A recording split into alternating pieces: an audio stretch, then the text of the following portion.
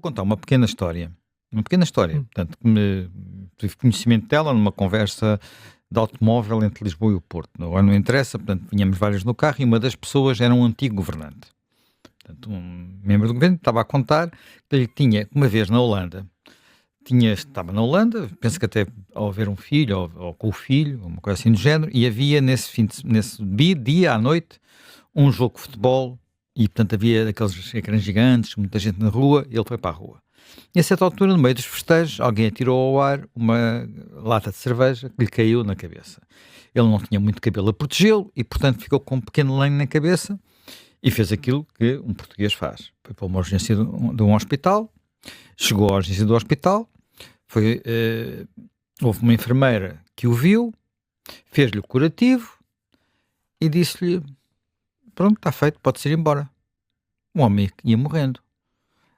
Posso-me ir embora? Não fazia mais nada? Não sou visto por um médico?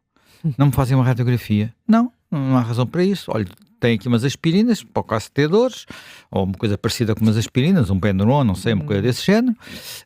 Se por acaso tiver e indicou alguns sintomas, volte cá outra vez.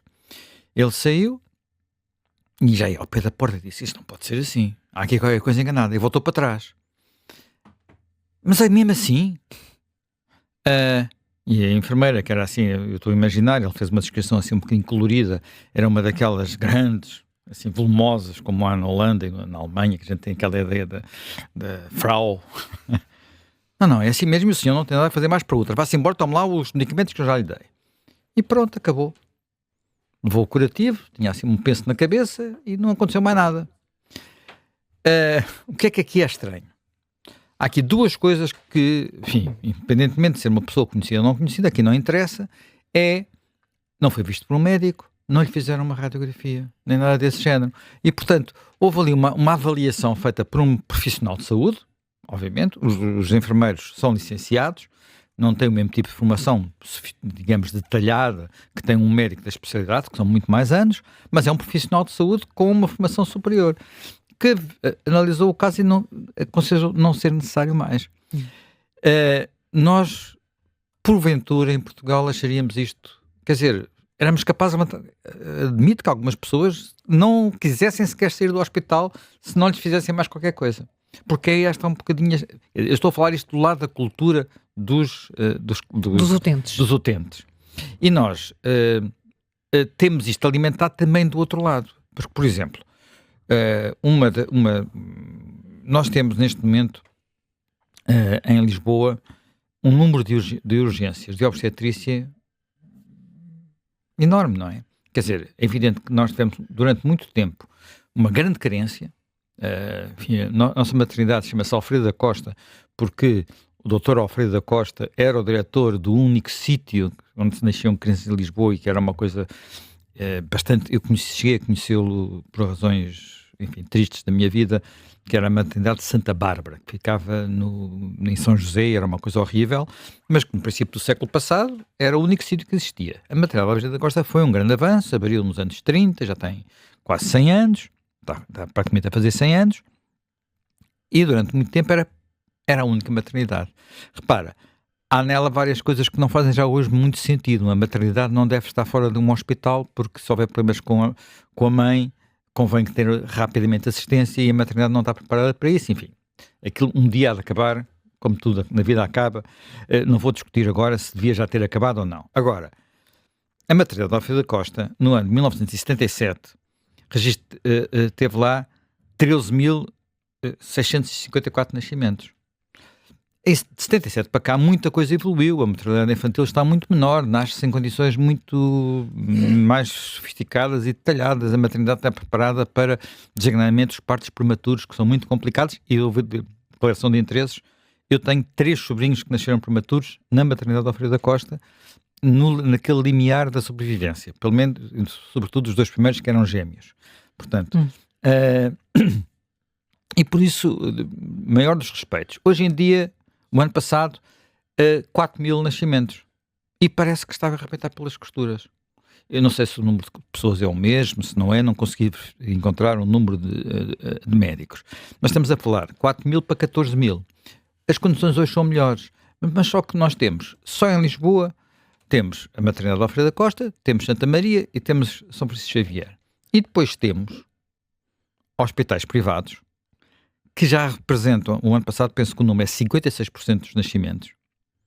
Há 2 deles onde nascem mais ou menos o mesmo ou até mais do que na Alfredo da Costa. Não vou dizer os nomes, mas há 3 grandes hospitais privados a fazer partos. Muitos são, porventura, um exagero, são cesarianas. Mas, portanto, temos um quadro completamente diferente. E grande parte das pessoas que vinham nascer a Lisboa já não vêm. Por exemplo, Loures, o Hospital de Loures tirou em um enorme cargo. O Hospital de Loures é hoje uma das maternidades grandes. O Hospital de Amadora Sintra é outra maternidade grande. E eu, aqui há uns dias que andava com uma coisa na cabeça que me fazia espécie, que era, por que razão é que aquela grávida do Barreiro andou de um lado para o outro em hospitais em Lisboa e acabou em Cascais? E perguntei a uma amiga, uma familiar, que é médico, Cascais porquê? Olha, porque em Cascais, como é PPP, podem contratar o número de obstetras que for necessário, portanto é que a maternidade nunca fecha. Ao contrário do que acontece nas outras. Mas e depois pronto, mas agora vai acontecer o mesmo em Almada? Em Almada vão fazer uma solução parecida já dentro do SNS, com salários 40% acima. Sim, parece que é a solução que vão encontrar. Mas vou lá. E os que lá estão? Como é que vai ser a relação depois uns com os outros? Como é que então, se ganhas mais 40% do que ele, faz tu? É uma coisa humana, não é? É uma coisa humana. Não sei se vai acontecer assim, se não vai acontecer assim. Mas depois, as coisas que ela me foi revelando e que se iam acumulando. Por exemplo, agora, os médicos tinham 2 regimes, permitiam-lhes trabalhar, penso que 35 ou 36 horas e 40 horas. E pronto, mas vou falar. O que é que está a acontecer? O que está a acontecer agora é que o Ministério, aparentemente é o próprio Ministério, está a pedir aos médicos para passarem das 40 para as 36 horas com uma redução salarial. E há muitos que estão a aderir. Porquê eu estou a aderir? Então, mas isso não vai ser um problema maior. Se nos faltam médicos, estamos a reduzir os horários de trabalho. Mas é que reduzindo, depois eles fazem as horas extraordinárias e ganham mais. Portanto, isto é um incentivo completamente errado. Completamente errado. Não disse ser assim, não é? Quer dizer, se eu é um incentivo parecido com aquele que levou aquilo em Santa Maria, não é? Se eu tenho incentivos para ganhar mais pelo SIGI, que é o tal sistema das cirurgias fora, se eu tenho incentivos para ganhar mais, porque é que eu hei de fazer o melhor possível durante as horas de serviço que não ganhe mais dinheiro? Não tenho incentivo para fazer isso, mesmo que seja a pessoa mais... quer dizer, sobretudo se estiver numa fase da vida em que até estou a precisar de comprar casa, estou a precisar de ter família, tudo isso cria incentivos errados. E eu creio que muitas dessas coisas estão com incentivos errados. Outra coisa que, por exemplo, de vez em quando se discute, mas nunca se vai ao fundo, e mais uma vez tem a ver com este tema das urgências, é uma coisa que eu não sei mesmo, mas que é, ou melhor, são 2 temas, que é quem faz os partos e até que ponto é que para fazer se a maior parte dos partos deveriam em condições normais, os partos normais, não estou a falar dos partos cirúrgicos, dos partos complexos, dos partos como alguns destes que aconteceram nos últimos tempos, não podem ser os enfermeiros parteiros, portanto, há enfermeiros especialistas e que, portanto, na maior parte dos países são os que fazem a maior parte dos partos e penso que em Portugal também. É evidente que tem que haver backup. Agora, quantos médicos são backup para uma urgência estar aberta? É verdade aquilo que eu já vi escrito no jornal, quem escreveu isso também vai ser convidado aqui deste programa, que pode haver urgências fechadas com 2 médicos lá dentro e toda a equipe, todo o resto da equipa lá dentro, os médicos e as coisas, mas que... Porquê? Por falta do 3º médico? É preciso 3?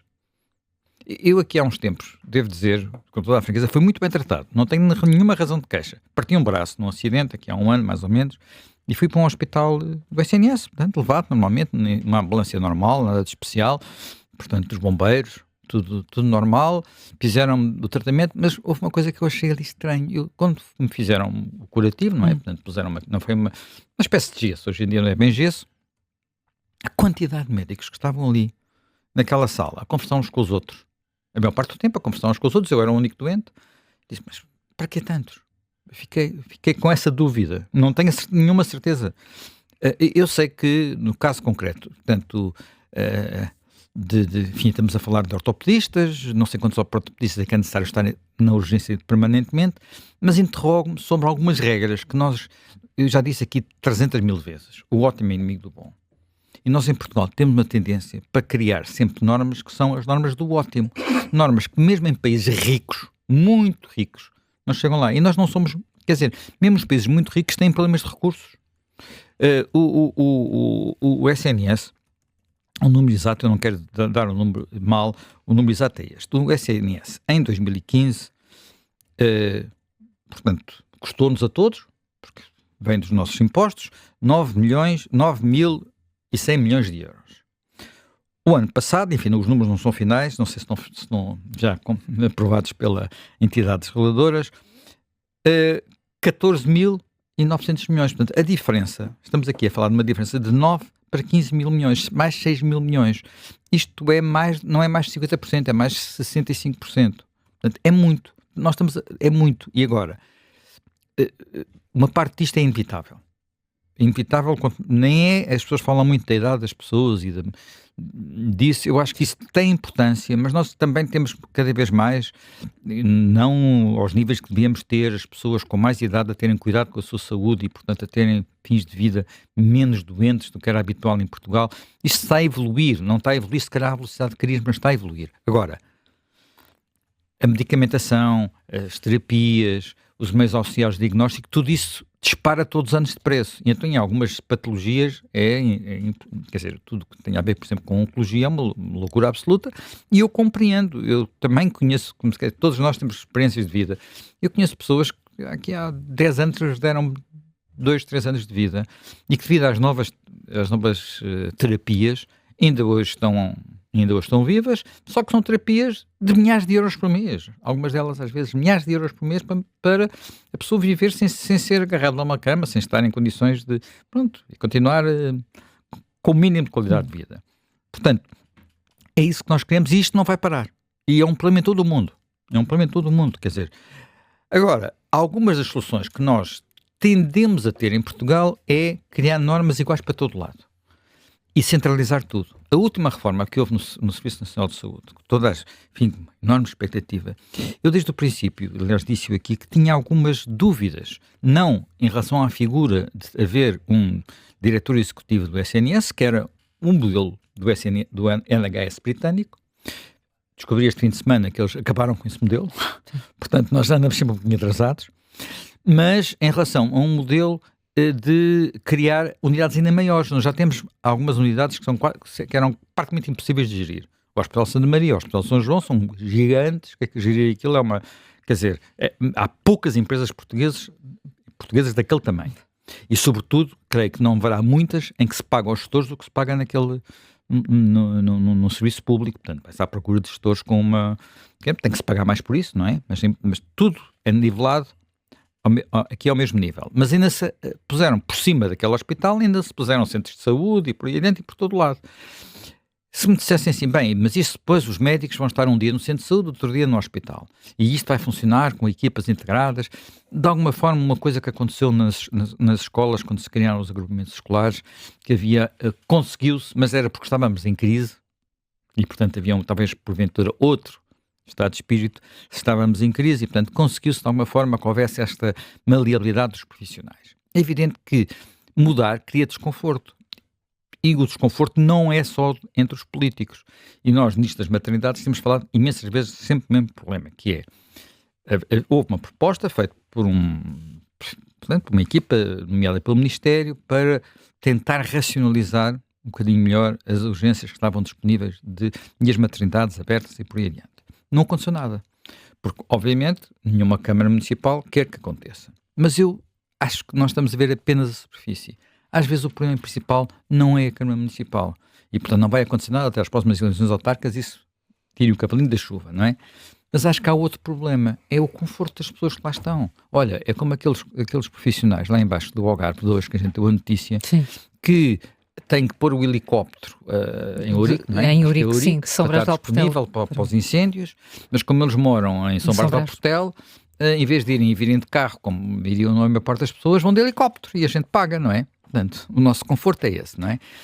E tudo isto, muitas vezes, tem de facto incentivos errados. Eu não sei se, por exemplo, a decisão, porque depois as pessoas protegem-se numa concha, não é? Foi uma decisão médica. A decisão em relação àquele doente que levou 5 horas entre a Covilhã e Coimbra, foi uma decisão, foi a decisão mais acertada, ou se a decisão teve alguma influência com aquilo que, por aquele serviço, os envolvidos iam ser remunerados. Fiquei com essa dúvida.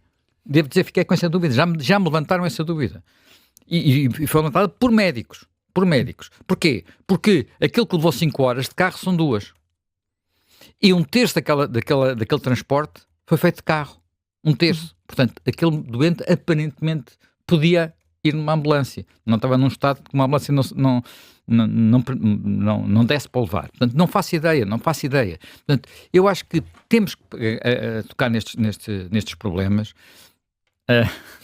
e enfrentá-los. Porque, de facto, quando nós temos um sistema muito único, muito igual e com incentivos errados, vamos parar a outro sítio qualquer. Quer dizer, temos sempre o mesmo tipo de soluções, que é a solução mais dinheiro. Ainda hoje, por exemplo, ontem, isto é, o comunicado de hoje de manhã, li hoje de manhã, a FNAM, a Federação dos Sindicatos, veio dizer que tudo para as 35 horas, os médicos e mais médicos. Os médicos não nascem do chão, não é? Portanto, os médicos não nascem do chão. Nós temos uma percentagem de médicos na população elevada, mas boa parte deles têm uma idade que já não lhes permite fazer N coisas. Portanto, por isso simplesmente, só um último ponto antes de me ir embora. Por exemplo, um tema. As urgências dos enfermeiros estão organizadas em turnos de 8 horas. Portanto, eles podem fazer no máximo 2, o que são um turno de 16 horas. As urgências, pelo que eu perguntei, as urgências dos médicos estão organizadas em turnos de 12 horas, o que permite que haja urgências de 24 horas. Eu interrogo-me como é que um médico, ao fim de 24 horas, continua a ter capacidade, resistência para ser bom médico, para fazer as coisas como deve ser. Quer dizer, e mais uma vez, perguntei a profissionais que me disseram, eu às vezes tenho que fazer essas urgências e depois acontece-me que durante os 2 dias seguintes não consigo dormir como quero, durmo mal, não recupero, que, sobretudo se forem médicos digamos, de atividades muito intensas. Quer dizer, médicos que, por exemplo, têm estado numa sala de operações. Quer dizer, e às vezes há situações em que se passam muitas horas. Como é que se podem passar 24 horas, não digo as 24 horas, mas 16, 17 dessas 24 horas dentro de uma sala de operações e continuar no fim a fazer as coisas bem feitas? Acho quase impossível, não é? Todos nós já... Quer dizer, eu devo dizer uma coisa, eu na vida nunca fiz uma direta. Parei sempre pelo menos 1 hora para dormir.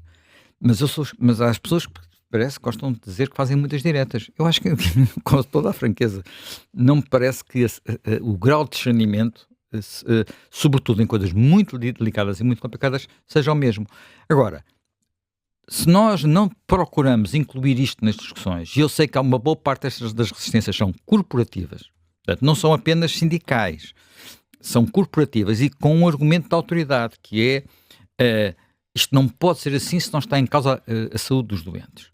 Eu lembro-me sempre de um caso, de um diretor de serviço de um hospital, já foi há muitos anos, de um diretor de serviço de um hospital, de uma especialidade cirúrgica de ponta, que a administração queria que ele tivesse mais profissionais para ter sempre um médico na urgência. E ele recusou-se a contratar mais médicos, porque dizia, se eu contrato mais médicos, eles não fazem as operações em número suficiente para serem bons médicos. Portanto, prefiro ter os médicos em casa, com o telemóvel ou um BIP, na altura provavelmente ainda era um BIP, e chegam ao hospital a tempo de fazer a operação, se for necessária, porque ninguém faz uma operação daquele género, que é uma operação delicada, entretanto é preciso preparar o doente, é preciso tudo, estabilizá-lo, essas coisas todas, davam tempo para o médico chegar. Mas a resposta na altura da administração, mas a Câmara Municipal descobre. Se o Presidente da Câmara descobre que eu não tenho aqui médicos 24 horas por dia.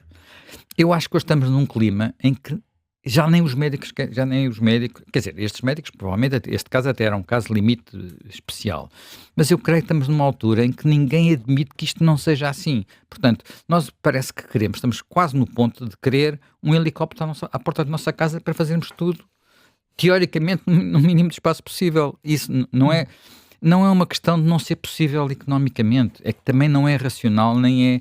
Quer dizer, nós temos que, tudo na vida implica algumas escolhas e nós estamos, infelizmente, a gastar mais dinheiro com resultados que não são piores. Os resultados de saúde, os indicadores não são maus, continuam a ser, os indicadores genéricos de saúde são bons, mas com inúmeros vícios que tornam a relação com o Serviço Nacional de Saúde muito complicada. Não é por acaso que 56% dos partos em Lisboa são feitos no privado, não é por acaso que um terço dos portugueses gasta dinheiro, de alguma forma, para ter um seguro de saúde, é porque há qualquer coisa aqui que não está a atender. Porque, repara, quando isto acontece, os 2/3 que não conseguem pagar, muitas vezes ficam sujeitos a circunstâncias que ainda agravam mais as desigualdades sociais. E eu não sei como é que as pessoas também não se preocupam com isso.